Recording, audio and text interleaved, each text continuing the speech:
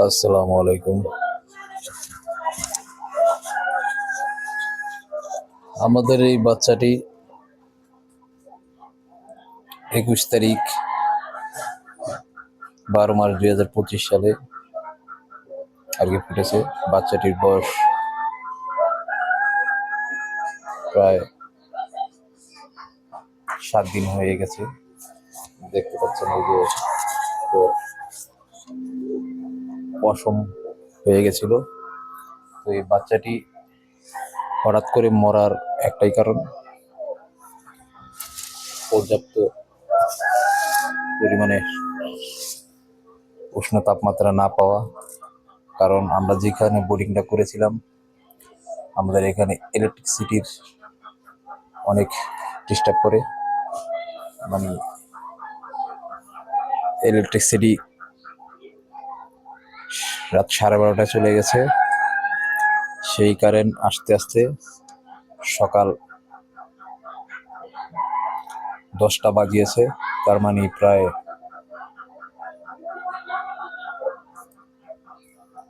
আনুমানিক 10 থেকে 11 ঘন্টার মতো।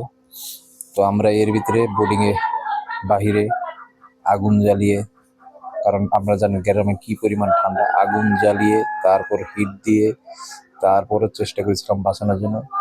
তো এত কিছু করার পরও আমাদের একটি বাচ্চা মারা গেছে।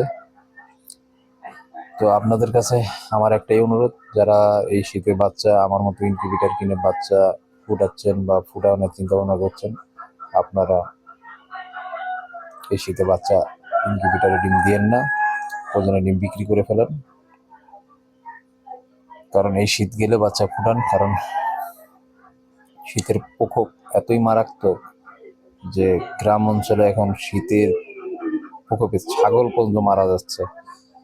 আর কি বলবো, আমাদের দেশের বিদ্যুৎ বিভাগের আর কি সব হরিলুটের অবস্থা, মানে কারেন্ট গেলে কারেন্ট আর আসার কোনো খবর থাকে না আর কি। আমাদের দেশ এত উন্নত হয়েছে যে কারেন্ট গেলে 10-11 ঘন্টাও কারেন্ট আসে না, মানে দেশ একটি ধ্বংসের দ্বার প্রান্তে। আর সেই কারণে খামারিরা আজকে ধ্বংসের দ্বার প্রান্তে চলে যাচ্ছে। তো যাই হোক, আল্লাহ ওদের বিচার করুক। এই কারেন্ট চলে যাওয়া নিয়ম আধা ঘন্টা 1 ঘন্টার ভিতরে যদি চলে আসতো, আমার এই বাচ্চাগুলোর এরকম ক্ষতি হতো না।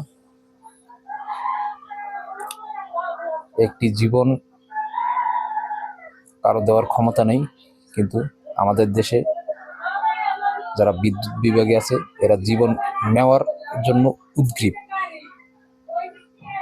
যদি মহান আল্লাহ থেকে থাকে আর যদি তার বিচার অবশ্যই নিষ্ঠাবান হয়ে থাকে, তো আমি মহান আল্লাহর কাছে এর দুই আবদার করব, বিনা অপরাধে একটি ফুটন্ত প্রাণ যারা কেড়ে নিয়েছে, যাদের এই লোডশেডিং নামক খাবার কারণে আমার এই বাচ্চাটা মারা গেছে, তাদের যেন আল্লাহ পাক কঠিন আযাব দেয়, এবং এমন আযাব দেয় তা যেন ইতিহাসে রেকর্ড হয়ে থাকে, যারা আজকে বিদ্যুৎ সেক্টর নিয়ে এরকম করছে। তো আপনাদের কাছে সর্বশেষ একটাই অনুরোধ, আপনারা এই শীতে বাচ্চা আর ফুটায়েন না। আমিও দুশ্চিন্তায় আছি। আমার একটা ডিম 100 টাকা করে কিনা পড়েছিল। 21 দিন ইনকিউবেটরে রাখার পরে আরো কিছু খরচ করছে, আদার খাওয়া হয়েছে। আজকে 7 দিন পরে বাচ্চাটা মারা গেছে। বুঝতেই পারছেন আমার কি অবস্থা লাগছে। তো যাদের কারণে আমার এই আজকে এত বড় ক্ষতি হলো, আমি কিয়ামত পর্যন্ত তাদের উপরে দাবি রেখে দেব, এবং এই বাচ্চার যারা এই লোডশেডিং নামক কারণে আমার এই বাচ্চাটা মারা গেছে, তাদের জন্য আল্লাহ পাক কঠিন আযাবের ব্যবস্থা করে এবং কঠিন যেন বিচারের ব্যবস্থা করে। কারণ কি, তারা মানুষ না, হায়না। এই হায়নাদের বিচার হওয়া দরকার, কারণ দেশটাকে তারা ধ্বংসের দিকে এখন নিয়ে যাচ্ছে।